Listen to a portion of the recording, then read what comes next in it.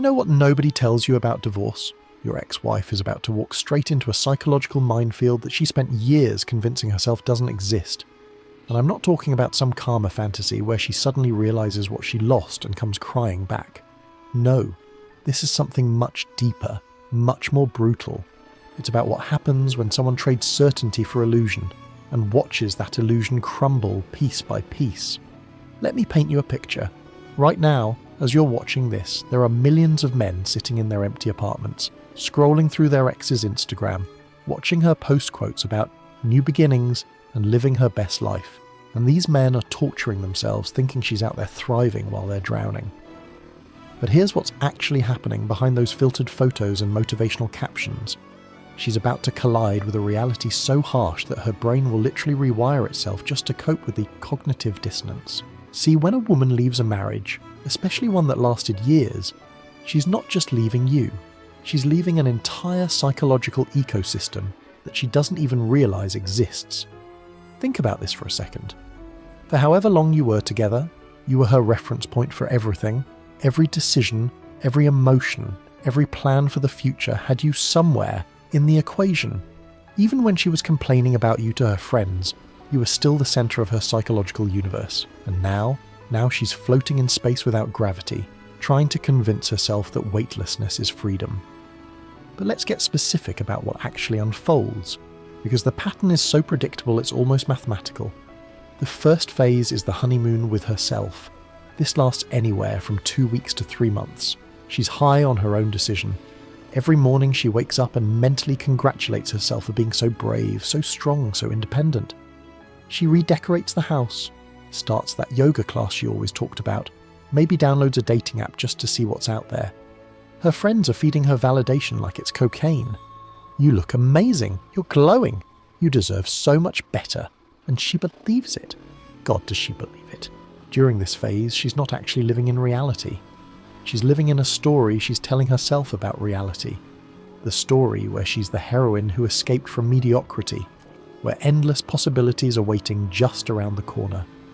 Her phone is buzzing with matches and messages. Men are giving her attention she hasn't felt in years. She interprets this as evidence that she made the right choice. What she doesn't realize is that she's mistaking quantity for quality, attention for intention, and novelty for value.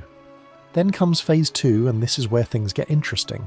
The awakening, though it's more like a slow-motion car crash. It starts with small things. She goes on her first real date since the divorce. The guy seems perfect on paper. Good-looking, successful, says all the right things. They have dinner, maybe drinks. Everything seems to be going well. Then at the end of the night he makes his move, and suddenly she realizes something that hits her like a bucket of ice water. This man doesn't actually care about her. Not really. He doesn't know that she's scared of thunderstorms, or that she can't sleep without checking the door is locked 3 times, or that she cries during that one commercial with the dogs. To him, she's just Friday night. And that's when the first crack appears in her narrative. But she pushes through because admitting doubt now would mean admitting she might have made a mistake. And that's psychologically unbearable. So she doubles down. More dates, more apps, more nights out with the girls. Except now something's different. The attention doesn't feel quite as intoxicating. The compliments feel hollow. She starts noticing things. How these men talk about their ex-wives, how they interact with waiters, how quickly they try to escalate things physically. And slowly, without even realizing it, she starts comparing them to you. Not consciously, mind you. Consciously, she's still maintaining the story that you were the problem, but subconsciously, her brain is doing what brains do. It's pattern matching. It's comparing and contrasting. That guy who seems so charming, he talks over her constantly. The one with the great job, he's emotionally unavailable. The fun, spontaneous one, he's actually just irresponsible and drinks too much. And with each comparison you start looking better in hindsight. Not because you were perfect, but because you were known, you were safe, you were home. This is when phase 3 kicks in. The panic. It's usually around the 6 to 8 month mark. The novelty has completely worn off. Her friends are tired of hearing about her dating adventures. Her kids, if you have them, are acting out because their world has been shattered and she's been too busy finding herself to notice. She's exhausted from keeping up the performance of being happy, because that's what it is now, a performance. Every "I'm living my best life" post takes more effort. Every smile in public feels heavier. She's an actress who's forgotten why she took the role. The panic manifests in different ways. Some women go into overdrive, becoming almost manic in their pursuit of validation.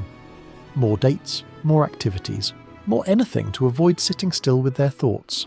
Others retreat, spending entire weekends in bed, scrolling through old photos, trying to figure out where everything went wrong. But they all share one thing in common. They start rewriting history. The marriage that was so terrible. Maybe it wasn't that bad. You, the person she couldn't stand to be around. Maybe she was too harsh. The future she was so sure about. Maybe she miscalculated. And here's where it gets really psychological. She can't just admit she made a mistake. That would destroy her entire sense of self. She spent months, maybe years, building an identity around being the woman who was brave enough to leave. Her entire social narrative is constructed on this foundation. So instead, she does something fascinating. She creates a new story. One where maybe you've changed, maybe you've grown. Maybe if things were different now, it could work. This allows her to entertain the idea of reconciliation without admitting she was wrong. Meanwhile, let's talk about what's happening in the dating world she's navigating. Because this is where reality really bites. The dating pool for a divorced woman, especially one with kids, is not what romantic comedies would have you believe. The men who are interested fall into a few predictable categories.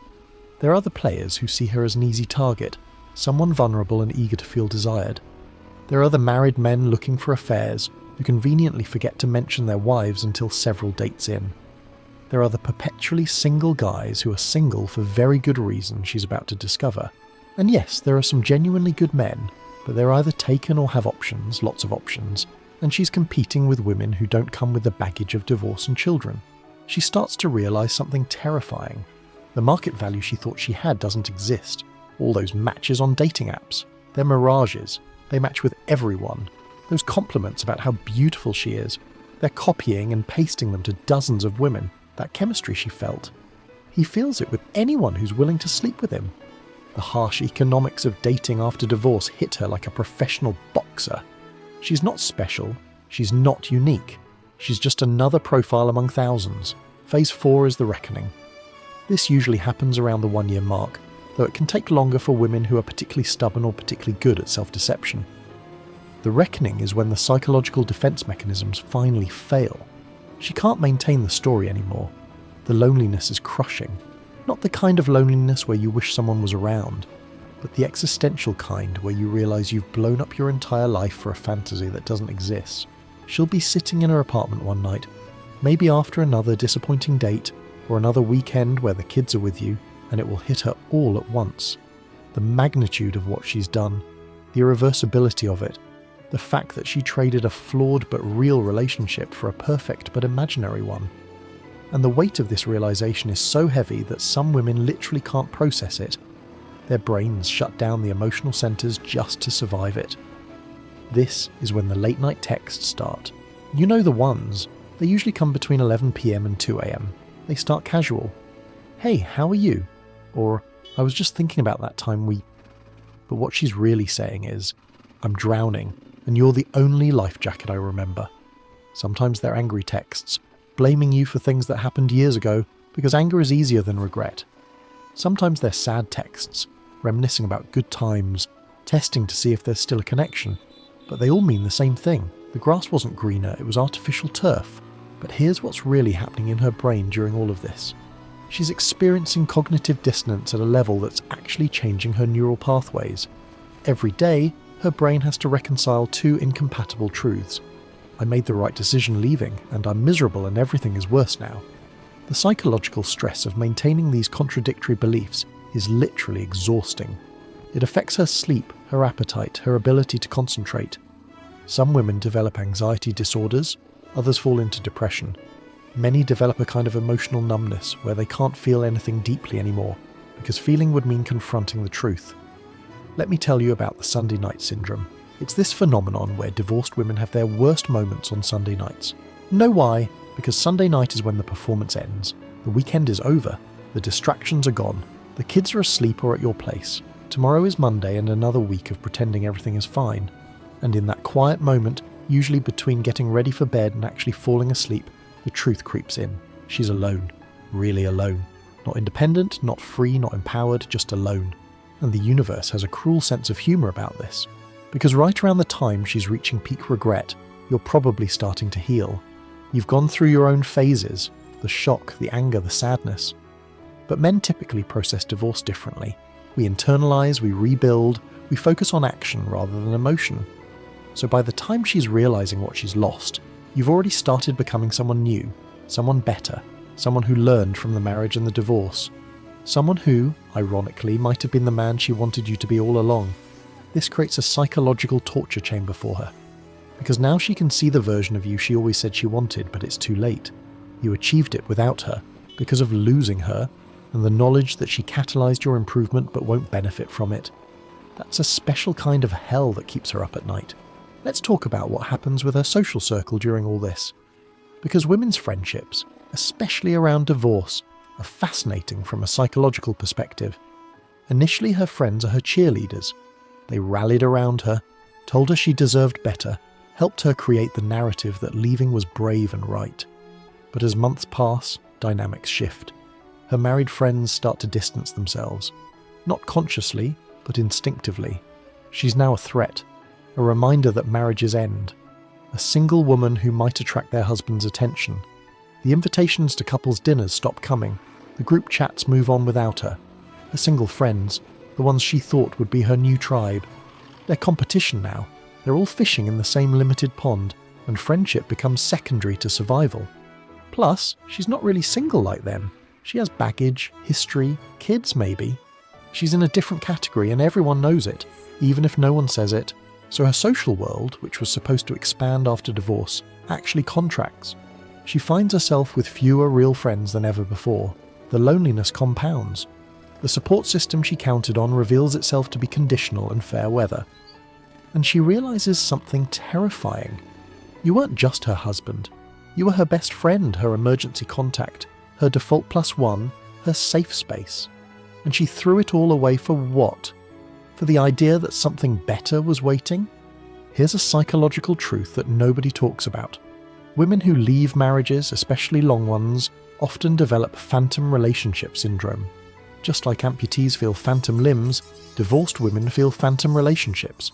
She'll catch herself turning to tell you something funny that happened, then remember you're not there. She'll hear your voice in her head commenting on things throughout the day. She'll wake up and for a split second forget you're gone, then have to relive the loss all over again. This isn't love necessarily, it's neurological. Her brain spent years wiring itself around your presence, and those neural pathways don't just disappear. The universe seems to conspire to remind her of what she's lost. Your song comes on the radio. She finds one of your old t-shirts in the laundry. The kids say something exactly the way you would. She goes to that restaurant you loved and realises food doesn't taste the same without someone to share it with. These aren't just memories. They're psychological anchors that drag her back to the reality she's trying to escape. And then there's the mathematical problem of finding someone new. Let's be honest about the numbers. If she's 35 or older, divorced, possibly with kids, looking for a serious relationship with a quality man who's also single, emotionally available, financially stable, attracted to her, and willing to take on another man's family, the statistical probability is brutal. Add in her own standards and preferences, which haven't adjusted to her new market reality, and you're looking at odds that would make a lottery ticket seem like a good investment. But she can't admit this, not to others, and especially not to herself. So she creates coping mechanisms.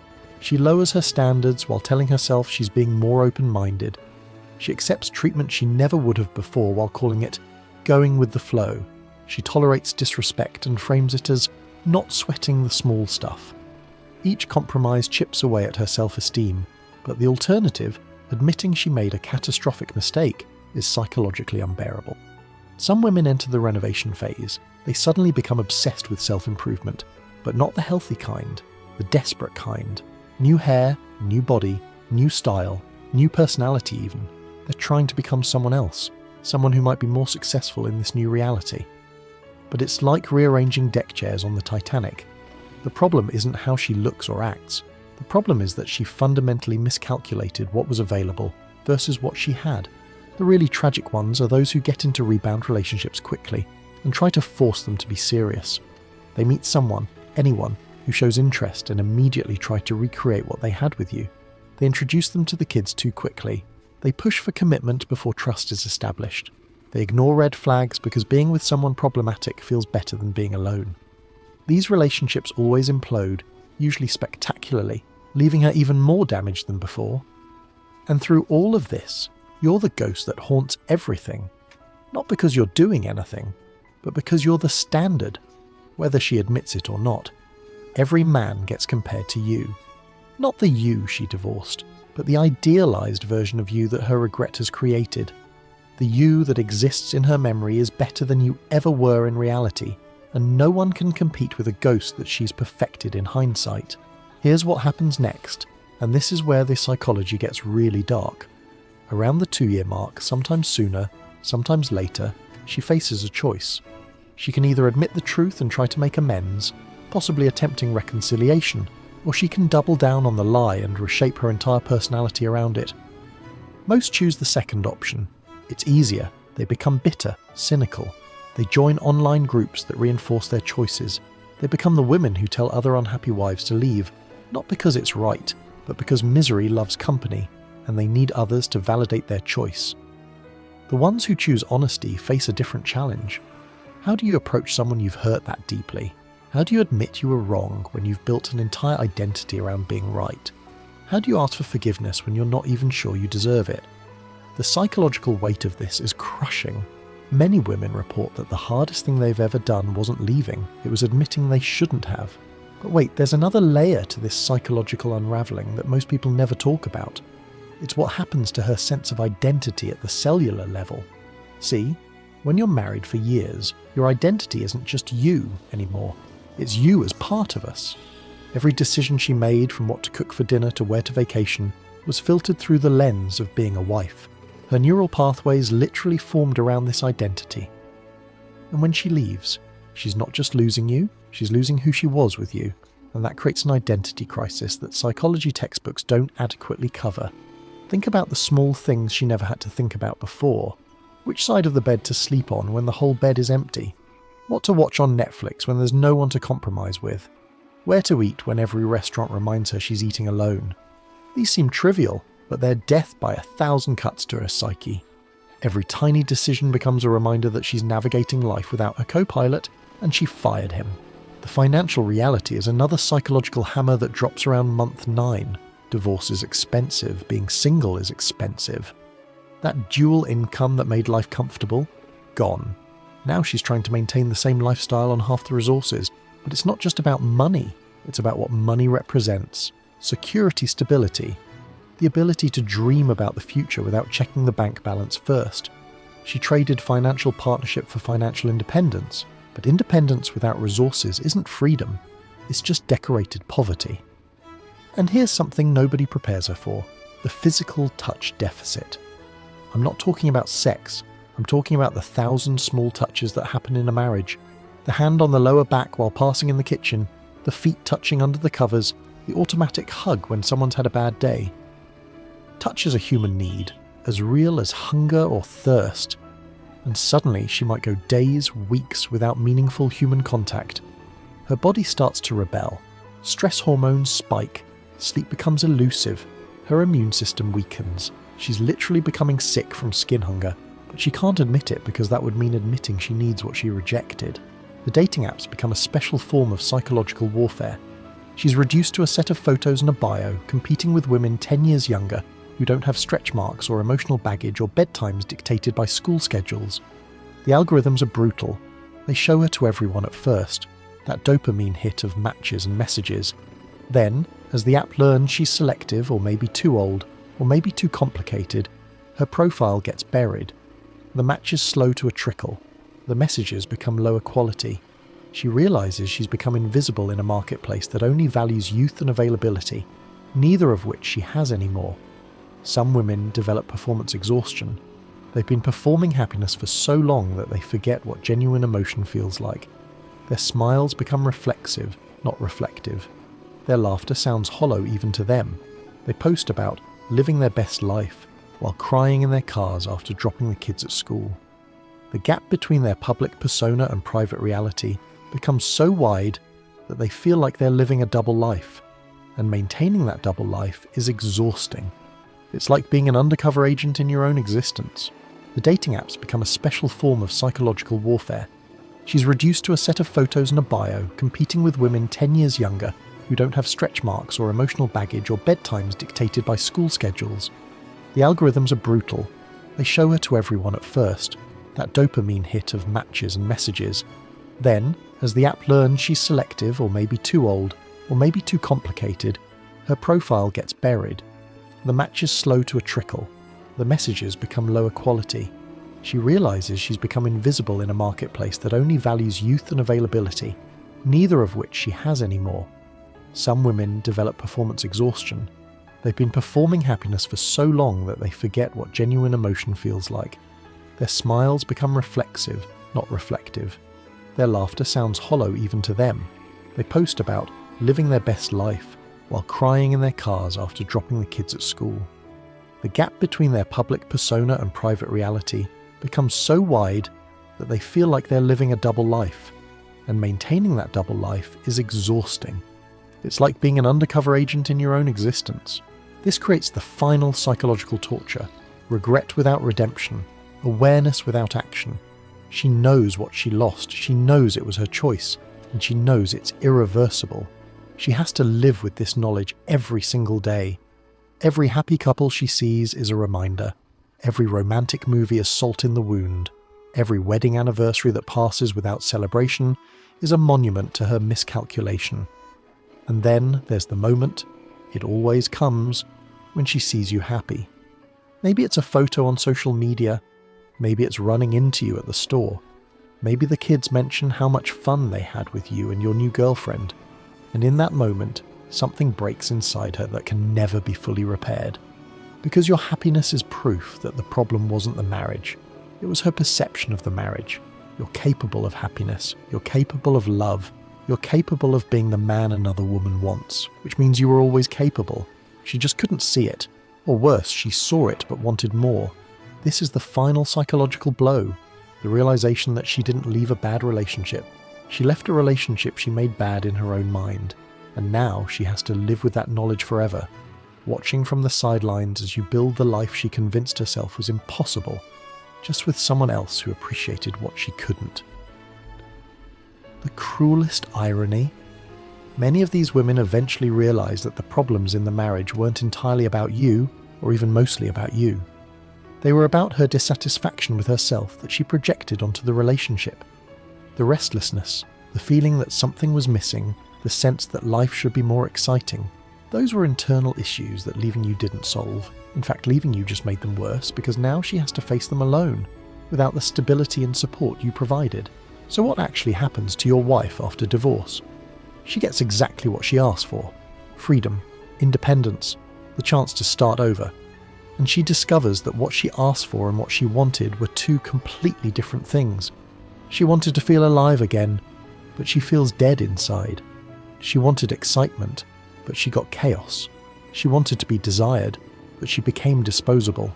She wanted better, but she got different, and different isn't always better.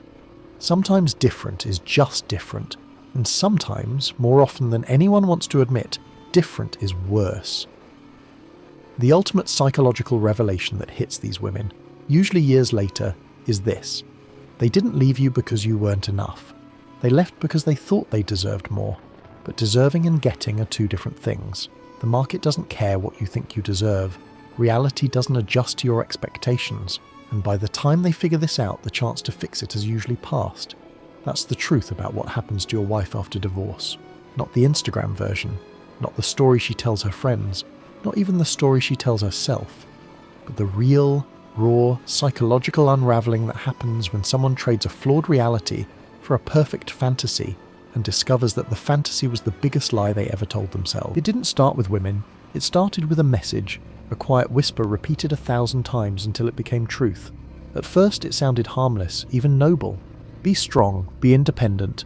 You don't need a man. The seed was planted softly, buried under slogans about empowerment and equality. But like any seed, it grew. And over time what sprouted wasn't freedom, it was division. Because every movement that begins in pain eventually learns to feed on it. And that's what happened here. For decades, women were told that men were the reason they suffered, the reason for their silence, their sacrifices, their lost potential. It became a simple story, easy to understand, easier to sell. The villain was clear, the hero was waiting to rise, and soon every form of media began watering that seed. Commercials showed women breaking free from men.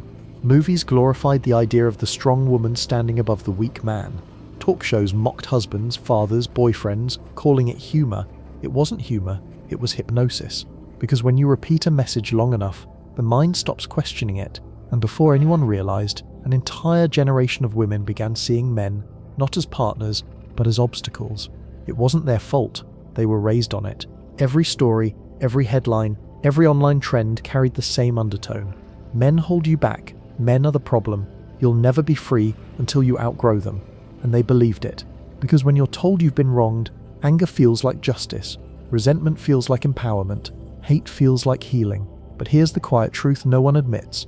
You can't teach hate without breaking something inside the student. And that's what happened to the modern woman. She learned to build her strength on rejection, not balance. She learned to speak louder but feel less. She learned to protect herself from the very thing she once longed for, masculine warmth. That's the tragedy. The seed wasn't about liberation, it was about separation, because a divided world is easier to control.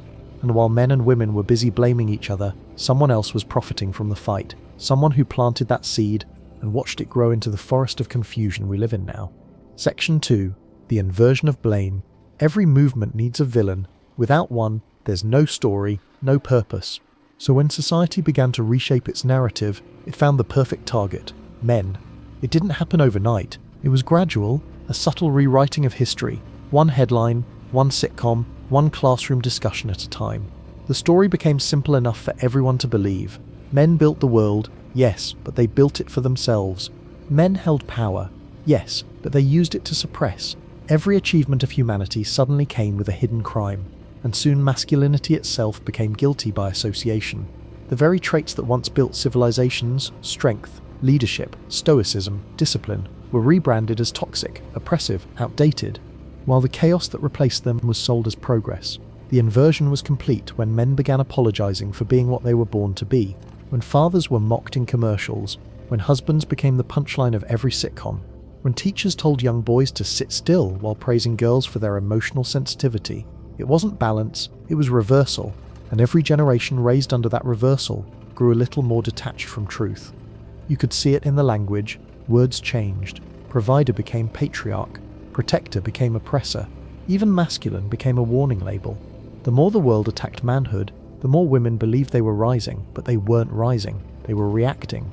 And reaction is not liberation, it's dependency in disguise. Because when you define yourself by opposition, you become a mirror of the thing you hate. And now, decades later, you can feel the consequences everywhere. A generation of men walking on eggshells, careful not to offend, careful not to lead, careful not to be too much of anything. And a generation of women who can't tell the difference between protection and control, between guidance and dominance, between love and weakness. That's what inversion does. It doesn't destroy truth, it just flips it upside down.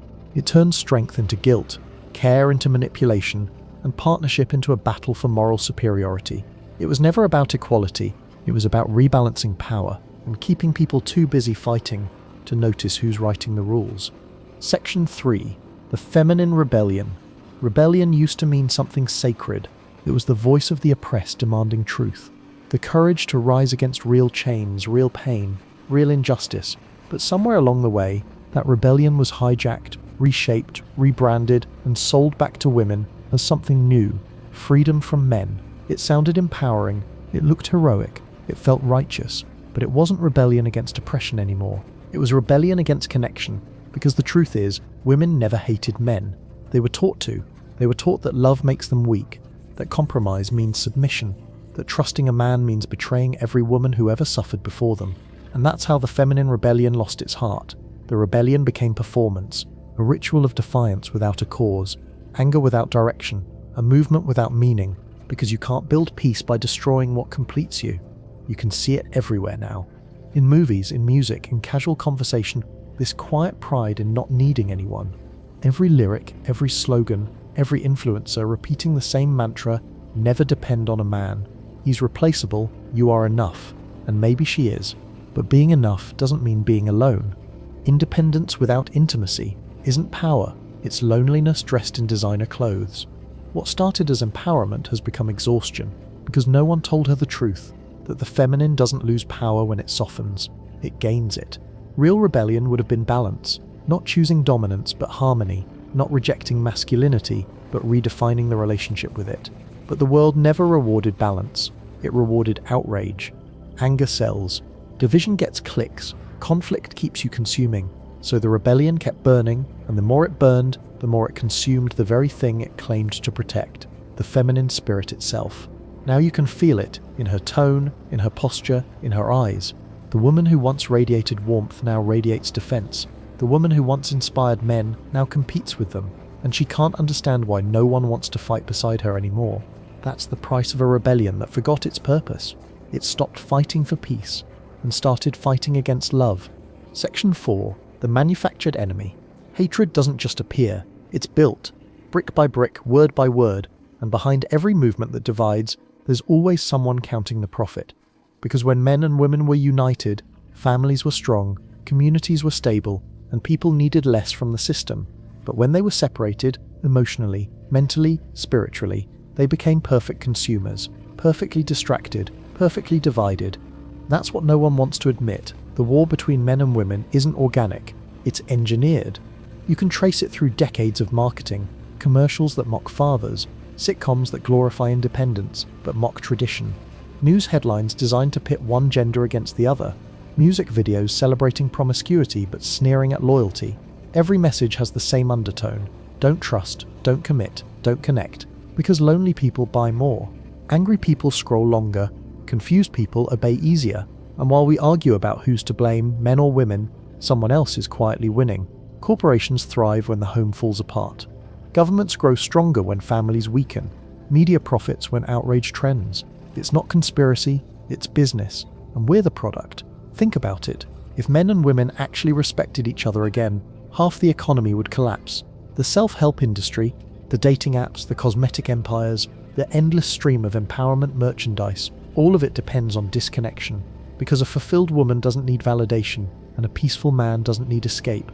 So they keep us at war, not with guns but with words, not with violence but with narratives. They whisper that masculinity is dangerous, that femininity is weak, and both sides believe it, because it's easier than facing the truth. We were never meant to be enemies. The modern woman isn't evil. The modern man isn't broken. They're both victims of the same machinery, one that realized love doesn't sell as well as conflict. So they keep feeding us new battles to fight, sexes, politics, ideologies, identities. As long as we're angry, we'll never notice the cage we're building together. And the saddest part, it worked. Men stopped leading, women stopped trusting, and the connection that once built civilization has been reduced to hashtags and heartbreak. Hatred was never natural, it was manufactured, and now it's mass-produced.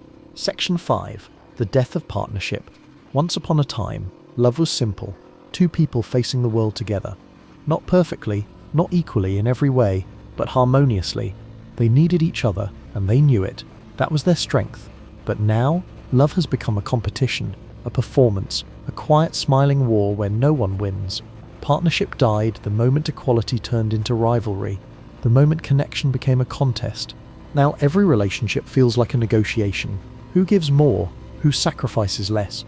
Who holds the power? No one asks who's safe here anymore. They ask who's in control. And that shift changed everything. Because when love turns into leverage, trust disappears. Every act of kindness feels like strategy. Every disagreement feels like manipulation. Every touch feels like a transaction. The world told women to never depend on men, and told men that women were impossible to please, so both stopped trying. Now you see it everywhere. Couples sitting in restaurants, eyes glued to phones instead of each other.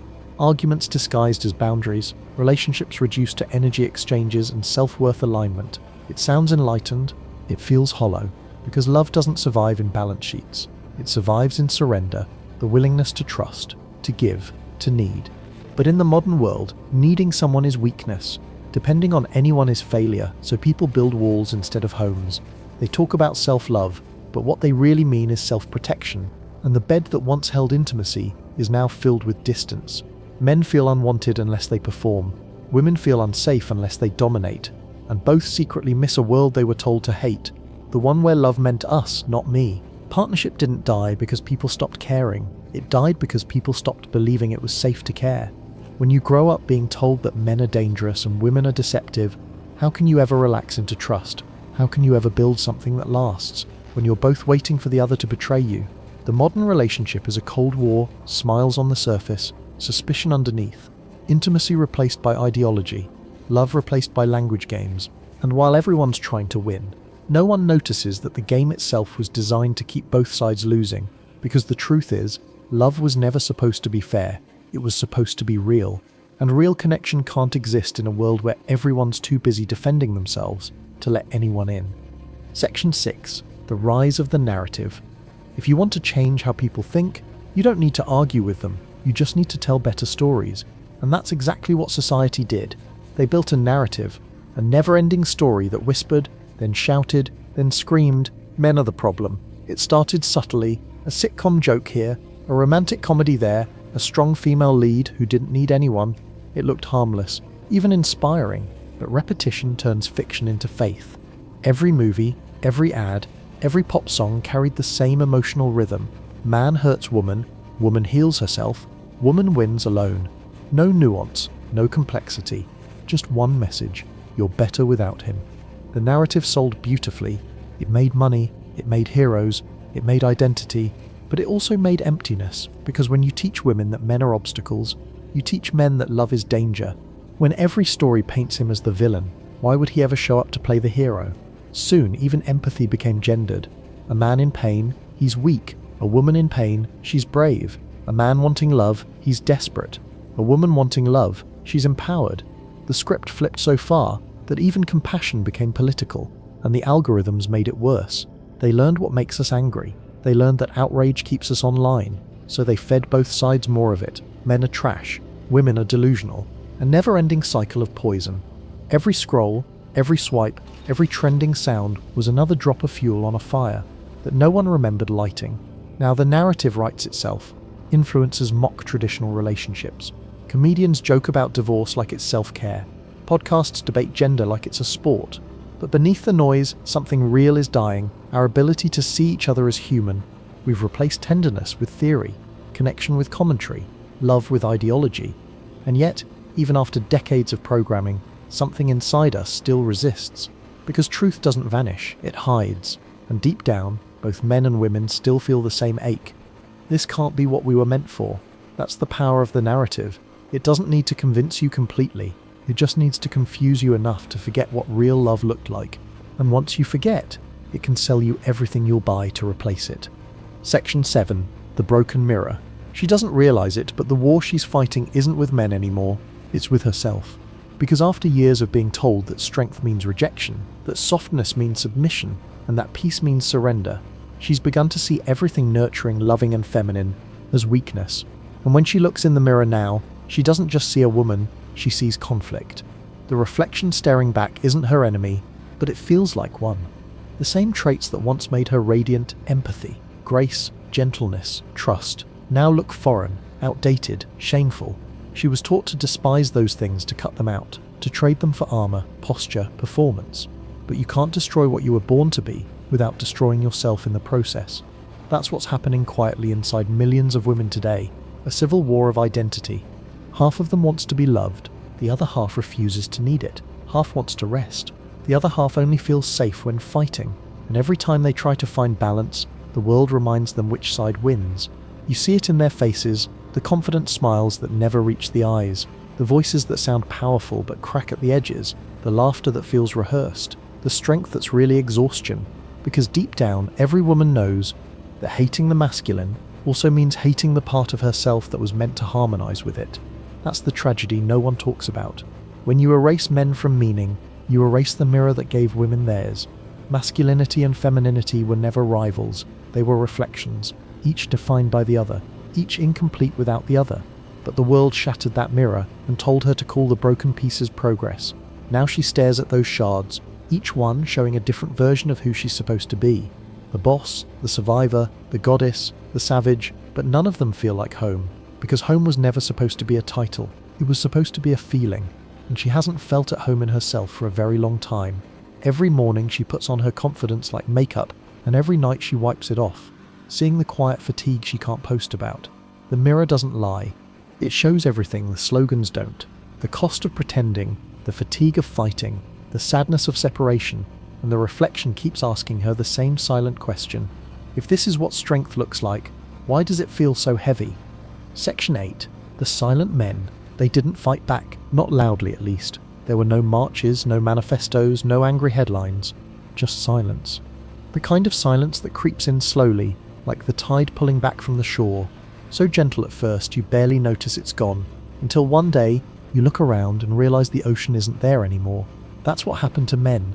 For years they tried to understand, to adapt, to become softer, more empathetic, more sensitive, hoping it would make them more accepted, more lovable. But it didn't, because the moment they stopped being the rock, they stopped being respected. And the moment they showed emotion, they were called weak. No matter what they did, it was wrong. If they led, they were controlling. If they followed, they were pathetic. If they provided, it was expected. If they struggled, it was shameful. So they learned the one thing the world never prepared for. They learned to disappear, not physically, emotionally, spiritually. They went quiet, pulled back, built their own peace in solitude. You see them now, the men who no longer argue, no longer chase, no longer explain. They work, they lift, they create, they stay silent, because silence is the only space left where they're not being told they're wrong. And in that silence, something shifted. The world started to feel emptier, not because men stopped existing, but because their presence, their grounding, their steadiness was gone. Women began to feel it too, though they didn't know what to call it. They said the world felt colder, that relationships felt unstable, that love felt uncertain. They didn't realize it's because the masculine presence, that quiet protective energy, had withdrawn. Now, when a man meets a woman, he doesn't see her as potential anymore. He sees risk, he sees danger, he sees headlines, hashtags and heartbreak. So he stays polite, but distant, friendly but detached, physically there, emotionally gone. He learned peace by absence, because every attempt at presence was punished. That's the tragedy no one talks about. The silence of men isn't apathy, it's defense, it's exhaustion, it's the sound of generations who gave everything and got blamed for it anyway. And though the world pretends not to notice, it feels their absence everywhere. The home feels colder, the streets feel rougher, the laughter feels thinner, because when men stop caring, the world doesn't just lose strength, it loses direction, it loses balance, and the women who were told they didn't need men are beginning to realize that what they lost wasn't ownership, it was harmony. Section 9. The Reckoning. Every lie has an expiration date. Eventually it collapses under the weight of its own emptiness. That's where we are now. The slogans are fading, the noise is quieting, the smiles are starting to crack, and beneath it all, something honest is beginning to stir, a quiet recognition that this isn't working. The hatred doesn't feel like power anymore, the loneliness doesn't feel like freedom, and the noise doesn't drown out the silence inside. Women are beginning to feel it. Men have felt it for years. The distance between them, the cold, the tension, the mistrust. It's not natural. It was taught, it was sold, it was planted. And for what? So that we could all feel equal? No. So we could all feel alone, because a divided people are easier to control. And the longer we keep fighting ghosts, the longer the real architects of this misery, I mean, we'll keep collecting profit from our pain. But here's the truth they didn't expect. No matter how much programming you run, you can't kill human nature. You can't erase the need for love. You can't rewrite the biology of connection. It's still there, buried under pride, under pain, under decades of deception. But it's still there. That's the reckoning, not revenge, not rage, but realization. Men aren't the enemy.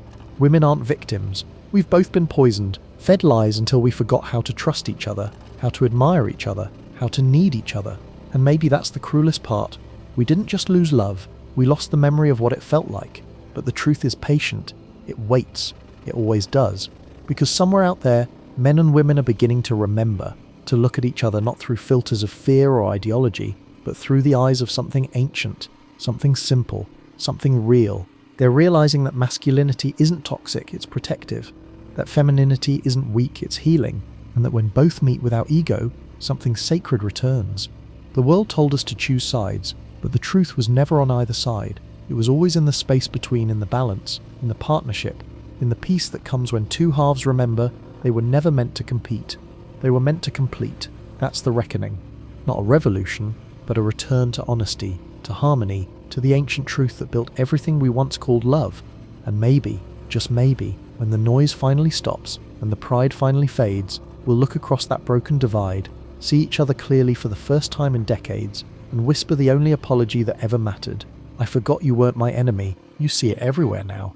Men in their 30s, 40s, even 50s, successful, established, everything going for them, and they're walking away from marriage like it's radioactive. Not because they can't find partners, not because they're broken, but because they've done the math. And the math is terrifying. 56% divorce rate. That's the number they throw at you, but that's the polite number. The one that lets everyone sleep at night. The real number, when you count the couples who stay together for the kids, for the mortgage, for the health insurance, for the simple fact that starting over at 50 feels like death. That number hits 70, maybe 75%. 3 out of 4 marriages are either dead or dying, and men are finally waking up to what that means. You want to know why men don't want to get married anymore? Because they're not stupid. They see their friends getting destroyed in family court. They see their fathers working until they die to pay for families they're not allowed to see. They see the game, and they're choosing not to play. Not because they hate women, not because they can't commit, but because the risk-to-reward ratio is so catastrophically bad that only a fool would sign that contract without thinking twice. Here's the paradox that should terrify you. 86% of divorced people remarry within 5 years. 86%. Think about that. These people just went through emotional hell, financial destruction, watched their children get torn between 2 homes, and what do? They line up to do it again. Like abuse victims returning to their abuser, like gamblers who just lost everything running back to the casino with their last paycheck. And they all say the same thing. This time it's different. The most expensive lie in human history. This time it's different. But it's not different. It's the same game with a different player. The same contract with a different signature. The same delusion with a different face. And men are starting to realize that maybe the problem isn't finding the right person. Maybe the problem is the game itself. The psychology behind this is fascinating and disturbing. We're biologically programmed to pair bond. Society conditions us from birth that marriage equals success, that bachelor equals failure. Your mother asks when you're getting married. Your friends post their wedding photos like they've won the Olympics. Every movie ends with a wedding like it's the finish line instead of the starting gun. And so we keep playing, keep losing, keep playing again like rats hitting the lever for cocaine until they die. But men are starting to break the programming. They're looking at marriage not through the lens of romance, but through the lens of contract law. And when you examine marriage as a contract, when you strip away the flowers and the music and the promises of forever, what you're left with is the worst business deal any man could possibly sign. You're essentially betting half your assets and your future income that your feelings, and more importantly her feelings, will never change. In what other area of life would you make that bet? Let's talk about something that makes everyone uncomfortable. Money and relationships. The immediate reaction is to scream about gold diggers, about women who only want resources, about the corruption of pure love by filthy economics. But that's childish thinking. Every relationship is an exchange of value, every single one, and pretending otherwise is how you end up broke and bitter. Look at the obvious example. Older wealthy man with a younger beautiful woman. Everyone points and whispers gold digger like they've discovered some scandal. But what they're missing is the honesty of that exchange. He brings resources, stability, experience. She brings youth, beauty, energy. Both parties know exactly what they're trading. There's more honesty in that arrangement than in most love marriages, where people pretend money doesn't matter while secretly keeping score. The problem isn't the exchange. The problem is the delusion. The problem is when that older man thinks she loves him for his personality, when he thinks his money isn't a factor, when he believes the performance instead of recognizing the transaction. At least prostitution is honest. You know what you're buying and what you're selling. But marriage pretends to be about love while being fundamentally about resources, and that disconnect is where men get destroyed. Because here's what women understand that men don't. Love is both emotional and economic. It always has been. Throughout history, marriage was primarily an economic institution. Love marriages are a modern invention, barely 100 years old. And we're seeing now that maybe our ancestors weren't stupid.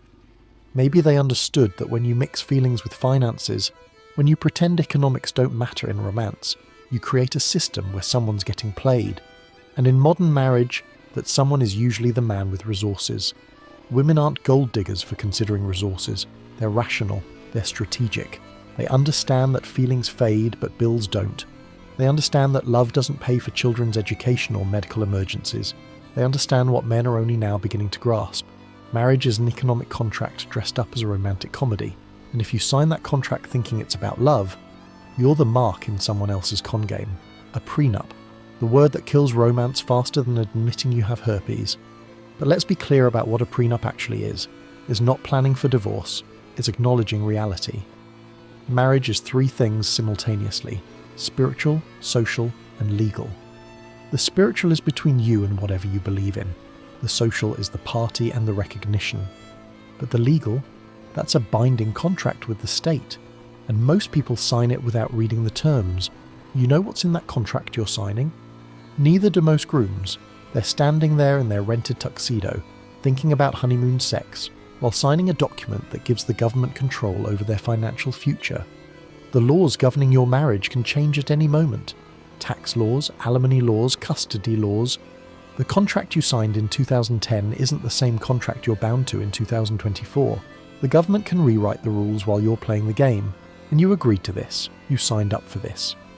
A prenup is simply saying, we'll write our own rules instead of letting the state decide. It's taking control of your own future instead of leaving it to judges and lawyers who don't know you, don't care about you, and definitely don't love you. It's the most adult conversation two people can have, and most people are too childish to have it. The basic model is simple: yours, mine, and ours. What you bring in stays yours. What I bring in stays mine. What we build together, we share. Clear, clean, fair. But even this simple conversation is too much for most couples. They'd rather sign a blank check to the state than have an uncomfortable conversation about money. They'd rather risk everything than admit that their forever might have an expiration date. People resist prenups like they're being asked to plan their own funeral. It feels like admitting defeat before the game starts. It feels like betting against your own happiness. But that's emotional thinking, not logical thinking. You buy life insurance without planning to die. You wear a seatbelt without planning to crash. You save money without planning to be unemployed. A prenup is just another form of insurance, except this one protects you from something with a 75% failure rate. The resistance comes from the fantasy that your love is different, that your relationship is special, that statistics apply to other people, not to you. It's the same delusion that makes people think they'll win the lottery or that they're above average drivers. Everyone thinks they're the exception. Nobody thinks they're the rule. But mathematics doesn't care about your feelings. Probability doesn't respect your love story. Here's what a prenup actually does. It forces you to have the conversations that most couples avoid until it's too late. How will we handle money? What happens if one of us stops working? What if someone inherits wealth? What if someone starts a business? What if, God forbid, we fall out of love? These aren't negative conversations, they're adult conversations. And if you can't have them, you're not ready for marriage. The best marriages are built on radical honesty about uncomfortable truths, about money, about expectations, about what happens when the feelings fade. Because feelings always fade. That chemical cocktail in your brain that makes you stupid with love, it has a shelf life, 18 months to 4 years depending on the research. After that, you're left with partnership, compatibility, and whatever agreement you've built. And if you haven't built an agreement, if you've just been riding the chemical high, you're about to discover what 60% of married people discover. Love isn't enough. Here's the counterintuitive truth. Prenups don't kill romance, they enhance it. Because real romance isn't about blind trust, it's about conscious choice. When you have a prenup, when you've protected both parties from the worst-case scenario, something magical happens. You stay because you want to, not because you have to. You're not trapped by economics. You're not held hostage by legal complications. You're there by choice, every single day. That's more romantic than any fairy tale. Knowing someone could leave easily but chooses to stay, that's real love. Knowing you could leave but you don't want to, that's actual commitment. Not the forced commitment of being too financially entangled to escape, but the voluntary commitment of two people who wake up every day and choose each other again. A good prenup protects both parties' dignity. It says, if this ends, we'll both walk away whole. It says, I care enough about you to ensure you're protected even from me. It says, we're entering this as equals and we'll leave as equals if we must. That's not planning for failure. That's respecting each other enough to ensure that even failure won't destroy either of you. But most people can't see this. They're so caught up in the performance of romance that they can't see the reality of partnership. They're so invested in the wedding that they forget about the marriage. They're so focused on the beginning that they can't plan for the potential end. And so they sign that state contract, that blank check, that agreement to let strangers decide their future, all because having an adult conversation feels less romantic than pretending problems don't exist. Here's what nobody talks about. The men who stay in dead marriages because leaving would mean financial suicide. They're the walking dead, going through the motions, staying for the kids, staying for the house, staying because starting over at 45 with half their assets means they'll never retire. These men aren't counted in divorce statistics, but they're casualties just the same. You see them everywhere once you know what to look for. The guy who works late every night, not because he loves his job, but because going home feels like entering a prison. The man who's developed a drinking problem, not because he's an alcoholic, but because it's the only way he can tolerate his life. The husband who's on antidepressants, not because he's clinically depressed, but because he's trapped in a situation that would make anyone depressed. These men signed up for partnership and got servitude. They signed up for love and got obligation. They signed up for intimacy and got rejection.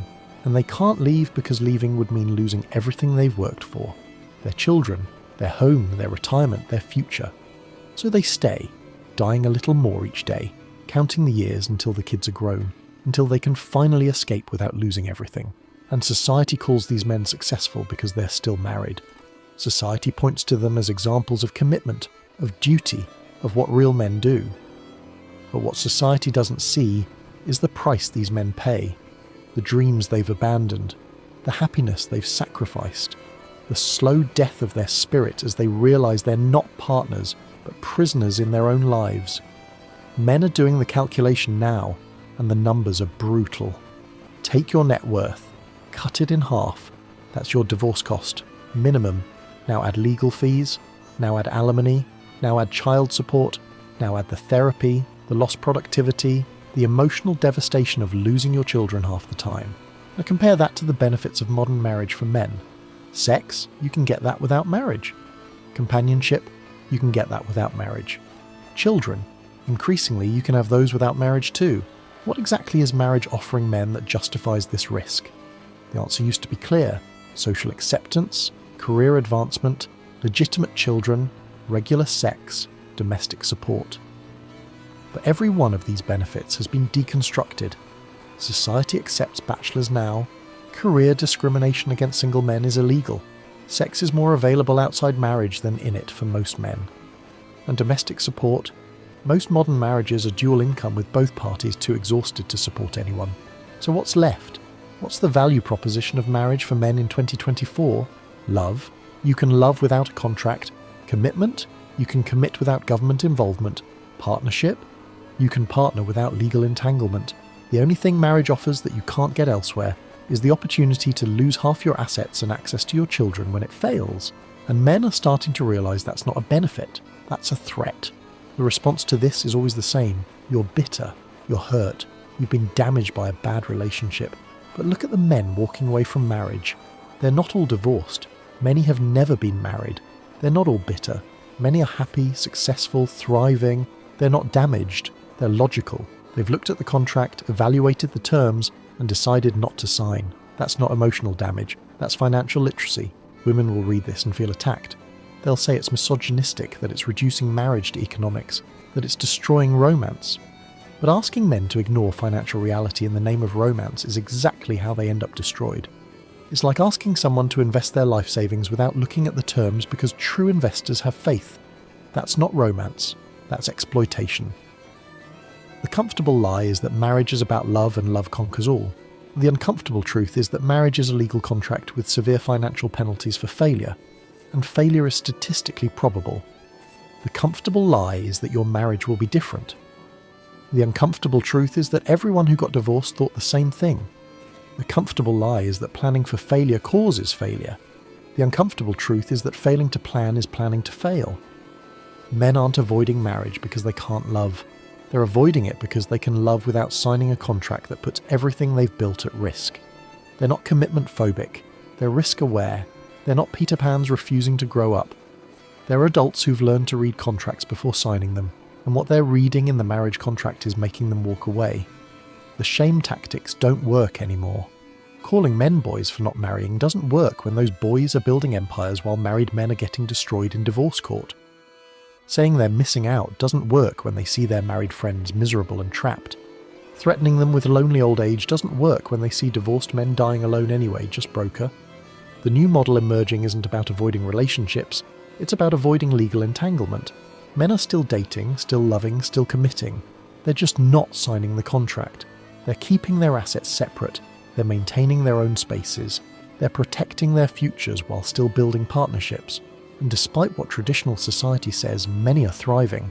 They're having relationships on their terms, partnerships without legal risk, love without financial exposure, even children increasingly without marriage. The system that used to force men into marriage through social pressure is breaking down. And without that pressure, men are asking a simple question: what's in it for me? And they're not finding a good answer. This isn't celebration or condemnation, it's observation. The marriage rate is plummeting. The average age of first marriage is climbing. More men are choosing to stay single permanently. And instead of asking why men are broken, maybe we should ask why the institution of marriage is so broken that rational men are walking away from it. Because here's the brutal truth nobody wants to say out loud. Modern marriage is a bad deal for men with resources. It's a great deal for men with nothing to lose and women with everything to gain. But for successful men, men who've built something, men who have assets to protect, marriage is Russian roulette with half your net worth as the bullet. If you're still going to get married, if you're still going to take that risk, at least do it with your eyes open. Have the prenup conversation, not the superficial one where you mention it and then cave when she cries. The real one, the one where you lay out exactly what you're risking and exactly how you'll protect both of you if it fails. Because it might fail. No matter how much you love each other now, it might fail. And if you can't have that conversation, if you can't face that possibility, you're not ready for marriage. You're ready for a wedding, which is a very different thing. You're ready for the performance, not the partnership. You're ready for the fantasy, not the reality. The couples who make it, the ones who beat the odds, they're the ones who can talk about money without fighting, who can plan for contingencies without feeling betrayed, who can protect each other even from themselves. They're the ones who choose each other every day, not because they have to, but because they want to. And that choice is only real when leaving is actually possible. Marriage can be beautiful, it can be transformative, it can be the greatest partnership of your life, but it can also be your financial and emotional destruction. And pretending that second possibility doesn't exist doesn't make it go away. It just makes you unprepared when it arrives. Men aren't walking away from love. They're walking away from a contract that makes no sense. They're not refusing to commit. They're refusing to put their commitment in the hands of a legal system that profits from their failure. They're not avoiding women. They're avoiding a deal that only makes sense if you ignore the mathematics. Think about who profits from divorce. Lawyers billing hundreds of dollars per hour for fights that could be avoided. Therapists treating the trauma that didn't need to happen. Real estate agents selling homes that families are forced to liquidate. An entire industry built on the destruction of marriages, and you wonder why the system doesn't protect them. The family court system isn't broken. It's working exactly as designed. It's designed to extract maximum resources from broken families. It's designed to create conflict where cooperation might exist. It's designed to turn parents into adversaries fighting over children like property. And men, being typically the higher earners, are the primary targets of this extraction machine. You think the judge cares about your story? You think the lawyer fighting for your wife isn't friends with your lawyer? You think the system wants quick, clean, amicable divorces? The system wants blood. It wants fights. It wants billable hours and court fees and mandatory counselling and custody evaluations. Every complication is profit. Every conflict is revenue. And you signed up to be the product this machine processes. If this makes you angry, ask yourself why. Why does men protecting themselves financially make you angry? Why does rational risk assessment in romance offend you? Why does treating marriage like the contract it is feel like betrayal? Maybe because you've been sold the same fantasy everyone else has. The fantasy that love conquers all, including mathematics, statistics, and contract law. But fantasy doesn't pay alimony. Fantasy doesn't fight custody battles. Fantasy doesn't rebuild after financial destruction. Reality does. And men are finally choosing reality over fantasy, even if it means walking away from an institution that once defined manhood itself. The game has changed, the risks have multiplied, the benefits have evaporated, and men have noticed. They're not broken for noticing. They're rational. They're not wrong for protecting themselves. They're smart. They're not less masculine for refusing to sign. They're more conscious. Marriage is dying not because men won't commit, but because the institution demands too much and offers too little. Until that changes, until the contract makes sense, until the risk matches the reward, men will keep walking away. And maybe that's not a crisis. Maybe that's an evolution. Maybe that's men finally learning that their worth isn't determined by their willingness to sign a bad contract. If this truth resonates, if these words voice what you've been thinking but couldn't articulate, share this with another man who needs to hear it. Like this video if it opened your eyes to risks you hadn't considered. Subscribe for more unfiltered truth about relationships, money, and the contracts that can destroy both. Because someone needs to say what everyone's thinking, but nobody's allowed to speak. And if that someone has to be me, so be it. Listen, you can call it a crisis, a phase, or a silent rebellion, but something is happening quietly all around you. Men are walking away, not out of hate, not out of bitterness, but out of exhaustion. They're not fighting, they're not arguing, they're simply stepping back. And the world doesn't seem to notice. You can see it if you look closely in the way men have stopped chasing, stopped texting first, stopped planning the dates, stopped trying to fix what keeps breaking. It's not that they don't care anymore, it's that they finally realized caring too much in the wrong place can destroy you. For years, men were told they needed to do more, make more money, be more confident, communicate better, dress sharper, love harder, and they did, but somehow it was never enough. Every time they improved, the goalposts moved. Every time they gave, the gratitude disappeared. Now the same men who once dreamed about marriage, who wanted to build something real, they're sitting alone in apartments that are finally quiet. No yelling, no chaos, no confusion, just peace. And that peace, it feels better than love ever did. Because modern love, at least the way it's sold, started to feel like a debt you could never pay off. A man could give his time, his effort, his loyalty, his entire heart, and still be told he's not enough. Still be compared to someone richer, taller, more exciting, more mysterious. So men stopped playing the game. They stopped auditioning for roles they never applied for. They stopped chasing people who saw them as replaceable. And something unexpected happened. When they stopped chasing, they found clarity. When they stopped proving, they found power. And when they stopped dating, they found peace. But here's the truth that nobody wants to say out loud. Men didn't just give up on dating. They gave up on trying to be chosen. Because when every conversation feels like a test, when every relationship feels like a transaction, and when every act of love feels like a performance, the heart stops showing up. This isn't about anger, it's about realization. It's about a generation of men who looked at the modern dating market and said, no thanks, I'd rather be alone than be drained. And for the first time in decades, being alone doesn't feel like losing, it feels like winning. Section 2. The shift. When men stopped trying. It didn't happen overnight. There wasn't some mass announcement or protest. No movement, no hashtags. It happened in silence. One date, one disappointment, one she ghosted me at a time. It happened when men realized effort no longer guaranteed connection. When showing up with good intentions didn't mean anything anymore. When sincerity became invisible and games became the new language of love. You could see it in the way conversations changed. Once, dating was simple. Dinner, laughter, long drives, awkward smiles. Now it's interviews, checklists, negotiations. A man used to walk into a date hoping to meet someone kind. Now he walks in wondering what test he's about to fail. It's subtle, but it's everywhere. The casual comments about bare minimum men, the constant reminders that she deserves the best, the quiet pressure that being a good man isn't good enough unless he's exceptional. So men started stepping back, first mentally, then emotionally, then physically. You'll notice it in small ways. He stops messaging first, not because he's playing games, but because he's tired of starting conversations that go nowhere. He stops offering to plan the date because last time he did, she said she wasn't feeling it. He stops trying to impress, because every time he did, it felt like a job interview with no callback. Somewhere along the line, men stopped believing they were partners. They started feeling like applicants.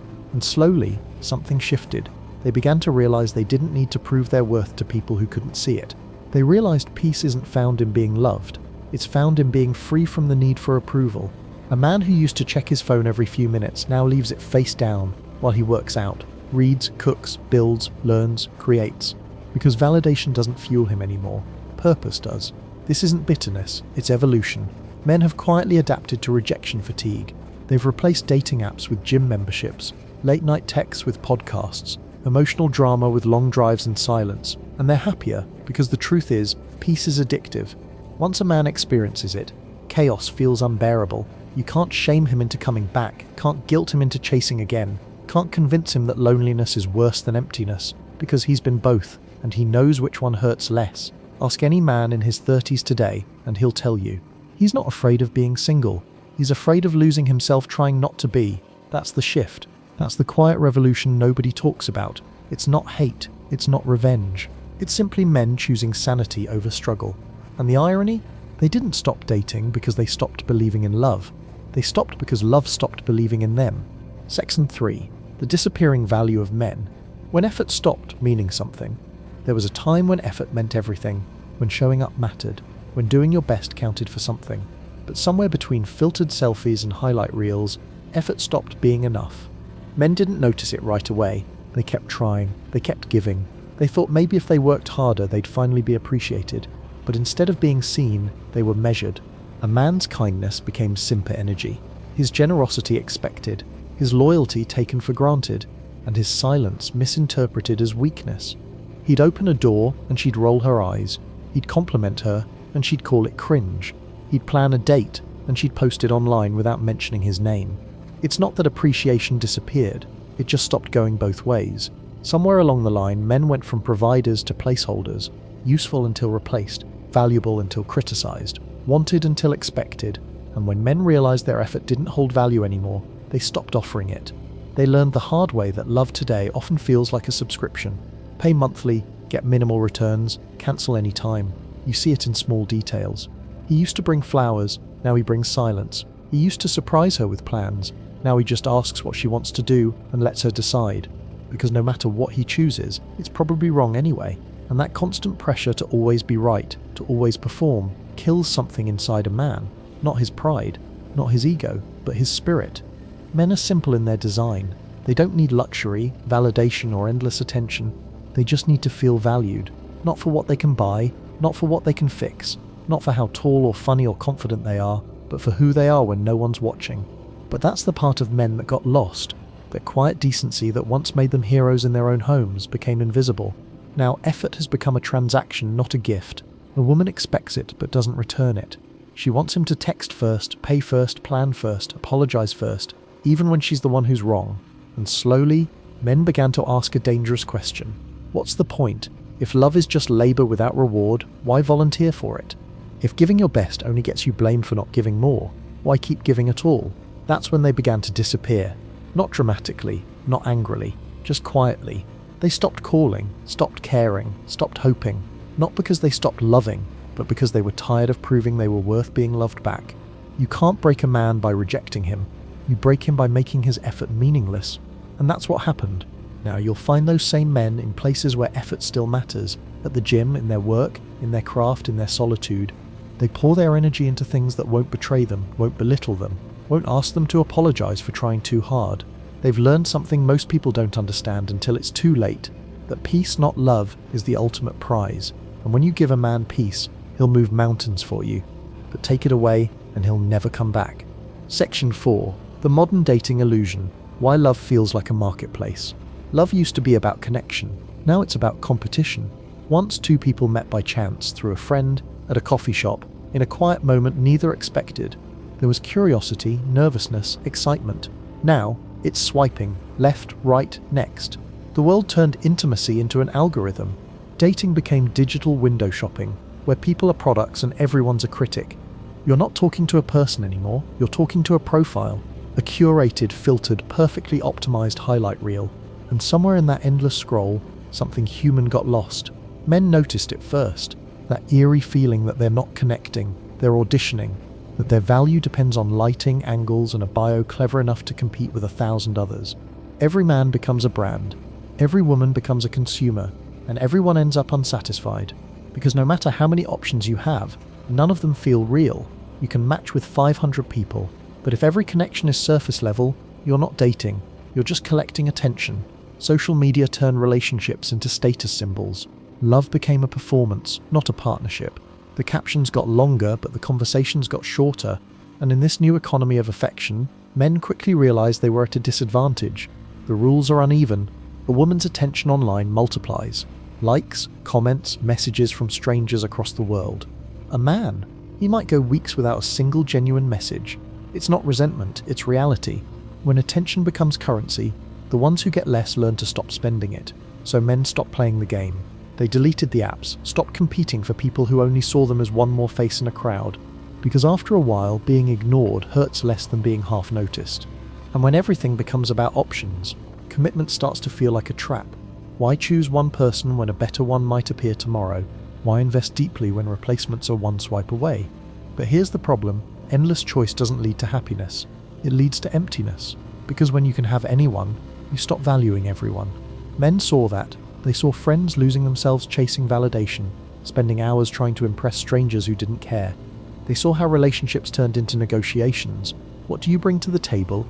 As if love were a contract. And something inside them snapped. They realized love isn't supposed to be a business deal. It's not supposed to be a competition or a marketing campaign, or a game of who cares less, so they quit. Not out of defeat, but out of self-respect. They stopped chasing people who treated affection like attention, and loyalty like weakness. They stopped mistaking availability for interest, and they started learning that solitude isn't punishment, it's recovery. Because in a world where everyone's trying to be wanted, very few are trying to be worth wanting. You can't build a relationship on likes. You can't build trust through filters. You can't build love when you're competing with fantasy. And when men realized that, they walked away. They stopped chasing illusions and started chasing peace. They stopped trying to be chosen and started choosing themselves. And the irony, that's when they finally started to heal. Because maybe the real modern love story isn't two people finding each other anymore. It's one person finally finding himself. Section 5. The peace they found. Why solitude became the new freedom. At first, being alone felt strange. The silence was heavy. The empty spaces felt louder than words. But then something unexpected happened. The silence started to feel good. The noise stopped. The tension faded. The confusion disappeared. For the first time in years, men could hear themselves think. No passive-aggressive texts. No constant guessing games. No walking on eggshells trying to say the right thing, wear the right thing, be the right thing. Just peace. And once a man tastes that kind of peace, he doesn't forget it. He wakes up when he wants to, eats what he wants, trains hard, works hard, sleeps deeply. There's no drama waiting for him on his phone, no emotional roller coaster waiting at home, no battles to fight that he didn't start. He learns that silence can be love too, self-love, because peace is more than the absence of chaos, it's the presence of control. Men started finding joy in the simplest things, cooking their own meals, taking long drives, lifting weights until the noise in their head goes quiet, building small habits that lead to big peace. They stopped searching for someone to make them happy and started becoming the reason they wake up proud. They realized they didn't need a partner to feel complete. They needed purpose. They didn't need romance to feel alive. They needed direction. And when they built those things, love stopped feeling like survival, because now, love wasn't the only thing keeping them afloat. It's not that men don't want companionship. They do, but they don't want to trade their peace for it. They don't want to lose themselves trying to make someone else feel whole. They don't want to be punished for wanting simplicity. They don't want to keep proving they're good enough to people who never look in the mirror, so they choose solitude, not as a retreat but as a foundation, a place where they can build something real, even if that something is just themselves. And you can see it on their faces, that quiet calm, that slow confidence, that steady look of someone who no longer needs validation. Men used to chase excitement, now they chase peace. And peace, ironically, makes them more attractive than anything else ever did. Because a man at peace isn't desperate. He doesn't beg, doesn't argue, doesn't chase. He simply exists, grounded, whole, untouchable. And that energy, it changes everything. Men who once felt drained now feel alive. Men who once doubted their worth now walk with quiet certainty. Men who once sought approval now protect their boundaries like sacred ground. They've realized that the real freedom isn't in being single or taken, it's in being centered. And when you reach that point, love isn't something you need, it's something you choose. Peace gave men back their power, it gave them patience, it gave them presence, and it taught them something profound. That solitude isn't the absence of love, it's the space where real love begins.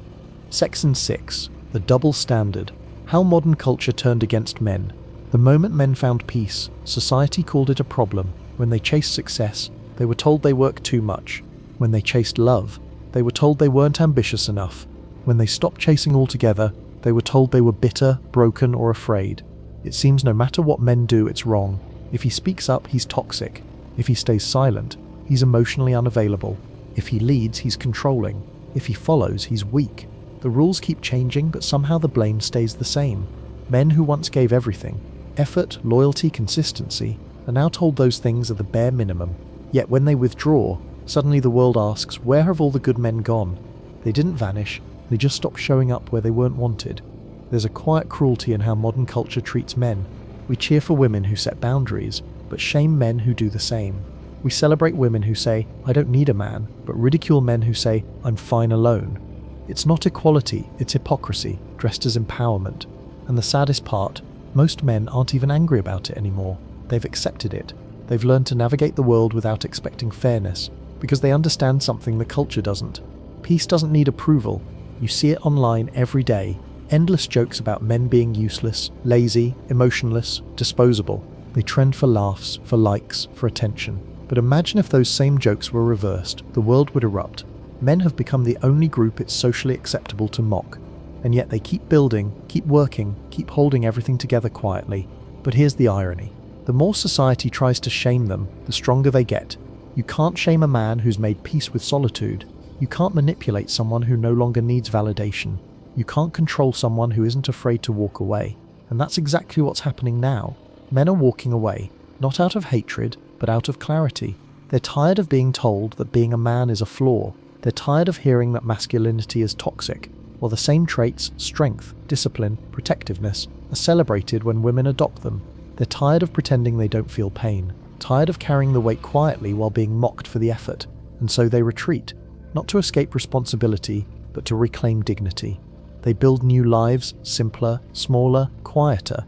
They find meaning in purpose, not people. They measure worth in peace, not praise. And while the world calls them lonely, they call it liberation. Because the truth is, men aren't lonely in their solitude. They're lonely in relationships that make them invisible. They'd rather eat dinner alone in peace than sit next to someone who resents them. They'd rather sleep in an empty bed than lie next to someone scrolling through options. They'd rather face silence than face judgment. And for that, they get labelled damaged, detached, cold. But maybe they're not broken. Maybe they're finally healed. Because the man who learns to stand alone stops fearing anything. Rejection, disapproval, or abandonment. He's not avoiding love. He's avoiding pain disguised as it. And that's what the world can't stand. Men who no longer seek permission to be happy. They've stopped apologizing for wanting peace. They've stopped explaining why they walked away. And they've stopped waiting for understanding that will never come. Because they've realized something simple. You can't win a game that's rigged against you. So they stopped playing. And when they did, they finally started living. Section 7. The new reality. What men learned when they walked away. When men walked away, the world didn't notice at first. No one heard the silence when they stopped texting. No one saw the space they left behind in conversations, in relationships, in society. But slowly, people began to feel it. The dates stopped being planned. The favours stopped being offered. The late-night calls stopped being answered. It wasn't revenge, it was reality. Men weren't disappearing to make a point. They were disappearing to survive. And what they found on the other side wasn't loneliness. It was clarity. For the first time, they began to see who they really were. Stripped of obligation, stripped of noise, stripped of pretending. They discovered that peace doesn't come from being loved by someone else. It comes from finally liking the person in the mirror. They realized they could build a life worth living without waiting for permission. A life that didn't depend on being needed, or noticed, or chosen. Because the truth is, most men never wanted to be kings. They just wanted to be respected. They wanted their loyalty to mean something, their effort to matter, their love to be enough. But when the world told them that wasn't enough, they stopped asking for approval. They built their own kingdom, one made of discipline, silence and purpose. You'll find them there now, in garages, turning wrenches, in gyms, lifting off the weight the world put on their shoulders, in small apartments, writing, reading, thinking, on long drives with music and quiet, instead of arguments and noise. They're not bitter, they're rebuilding. They've learned that peace doesn't need company, it just needs consistency. They've learned that validation fades, but self-respect lasts forever. They've learned that freedom isn't about escaping people, It's about escaping the version of yourself that was afraid to be alone, and now they walk differently. They talk less, they react slower, they forgive quietly, not for others but for themselves. Because the man who once begged for love now values peace too much to gamble it again. He's not cold, he's just careful. He's not detached. He's deliberate. He's not broken. He's built different now. And yes, there are women who see this, who understand it, who aren't threatened by his peace but drawn to it. Because true feminine energy doesn't compete with calmness, it complements it. When that kind of woman meets that kind of man, the world stops spinning for a moment. No games, no battles, no ego, just understanding. Because both of them have lived through noise, and both of them are tired, and maybe, just maybe, this is what love will look like in the future. Not chaos disguised as passion, but quiet connection built on respect. Because when two people meet who've both found peace on their own, they don't complete each other, they protect each other. That's the kind of love men are open to now. Not the one that drains them, but the one that restores them. Not the one that asks for performance, but the one that honors presence. It's rare, it's quiet, but it's real. And until that love shows up, men are fine on their own. They're not angry, they're not hiding, they're just done trying to be everything for people who see them as nothing. This is the new reality.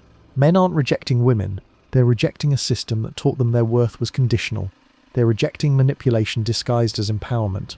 They're rejecting the idea that they must destroy themselves to be lovable. Because the truth is, a man who walks alone isn't lost. He's just walking a path nobody else is brave enough to take. And if you ask him whether he's lonely, he'll smile softly and say, "No, I'm at peace." Then he'll put his phone down,